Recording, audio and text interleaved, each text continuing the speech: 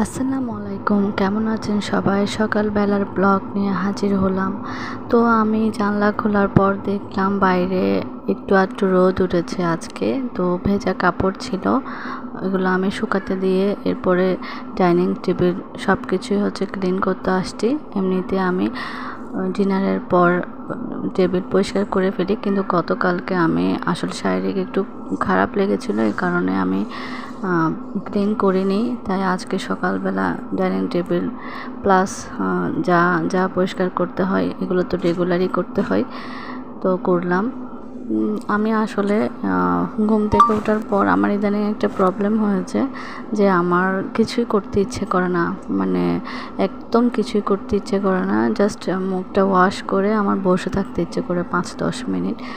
তো আজকের দিনটা ডিফারেন্ট ছিল। আজকে আমার নিজে থেকে ভালো লাগছে সকালবেলা। তো আমি সব কিছু ক্লিন করছি। আমি আমার ঝাড়ুটা এভাবে আমি হ্যাঙ্গিং করে রাখি যাতে করে ভেঙে না যায়।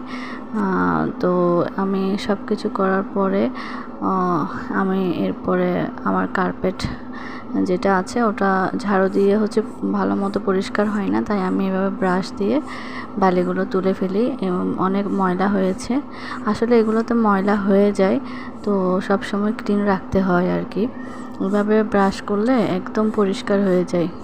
এরপরে আমি এগুলো করার পরে আমার আরও কিছু আনুষঙ্গিক কাজ আছে, তা আমি করার পরে আমরা চা বানিয়েছি, গরুর দুধের চা। আমি, আমার হাজব্যান্ড আর আমার জন্য। বাচ্চারাও নানু বাড়িতে বেড়াতে গেছে, তো আমি আজকে ব্রেড টোস্ট দিয়ে চা খাবো। ওকে, আল্লাহ হাফেজ।